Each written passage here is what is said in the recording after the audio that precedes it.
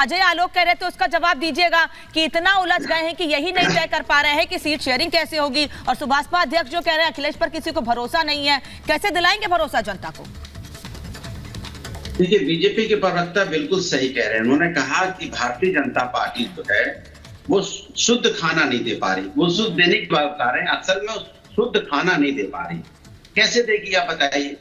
जब आप एक एक करके बताता हूँ, समाज में महिलाओं की बात होती है, महिला सम्मान की, तो भारतीय जनता पार्टी खड़ी नहीं दिखाई देती है, और अगर होती भी है तो भारतीय जनता पार्टी के नेताओं पे ही कई बार आरोप लगते दिखाई पड़ते हैं। जैसे पीएचयू की घटना आपने देखी, एक विधायक भी जेल चले गए रेप के मामले, वो भी आपने देखी, कठुआ का भी आपने देखा, अंकिता भंडारी कांड भी आपने देखा, उन्नाव भी आपने देख लिया, महिला पहलवानों को किस तरह से उनके साथ अन्याय हुआ वो भी आपने देख लिया। तो भारतीय जनता पार्टी की सरकार के समय की है ना, तो कैसी बात है ये, इनके समय में कैसा राज्य चल रहा है आप समझ सकते हैं।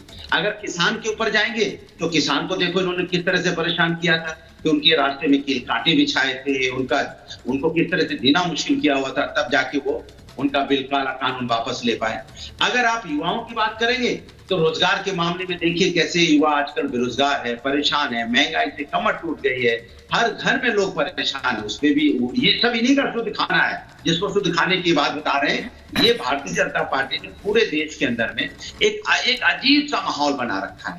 अब पूरा हिंदुस्तान का हर व्यक्ति सोचो 1,40,000 कर्जे में डूबा हुआ है, बेवजह, लेना नहीं देना नहीं, कर्जा ले रहे वो हिंदुस्तान का हर व्यक्ति डूबा पड़ा है। भाई 1947 से लेकर 2014 तक कर्जा देश पे था मात्र 55 लाख करोड़, अब हो गया है 205 लाख। आप विपक्ष में अनुराग जी, आप सरकार की कमियां गिनाइए, लेकिन मुझे ये बताइए कि अखिलेश यादव को किस बात का दम है? अखिलेश यादव बार बार ये बात क्यों कहते हैं कि हम उत्तर प्रदेश में अकेले चुनाव लड़ लेंगे, हम उत्तर प्रदेश में ज्यादा सीटें कांग्रेस को नहीं देंगे। मायावती को लेकर उन्होंने बयान दे दिया, बीजेपी का सामना 2022 में आप उतनी मजबूती से कर नहीं पाए। तो किस बात का घमंड है? ये आत्मविश्वास है या अति आत्मविश्वास है?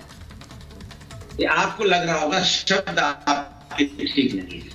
समाजवादी पार्टी कभी घमंड की बात नहीं करती। एक घमंड भारतीय जनता पार्टी को है कि हम देश के अंदर में जो शासन कर रहे हैं, हम अपनी जो तानाशाही है ये सही है, ये घमंड भारतीय जनता पार्टी को है। समाजवादी तो समाज के विकास की बात करते हैं, समाज में जाति जनगणना मतलब सामाजिक न्याय की बात करते हैं। भारतीय जनता पार्टी जाति की बात राजनीतिक फायदे के हिसाब से करती है। जहां राजनीतिक फायदा दिखाई पड़ता है वहां उप राष्ट्रपति जी भी अपनी जात बताने लगते हैं। अच्छा। इनके बड़े बड़े नेता अपनी जात बताने लगते हैं। वैसे कहेंगे नहीं जाति नहीं होनी चाहिए, सारी जाति होनी चाहिए, अमीर गरीब महिला और फलाना, लेकिन जैसे ही बात करेंगे जब इनको फायदा दिखाई देगा तो जाति की बात करने लगेंगे। हम राजनीतिक जाति जनगणना राजनीतिक हिसाब से नहीं करना चाहते, हम सामाजिक न्याय के हिसाब से करना चाहते हैं कि समाज में सबको न्याय मिले, ये हमारी धारणा है। इसलिए समाजवादी पार्टी कभी घमंड की बात नहीं करती। ठीक है, अपनी अनुराग जी एक बार सबसे रिएक्शन ले लो, फिर आ रही हूँ।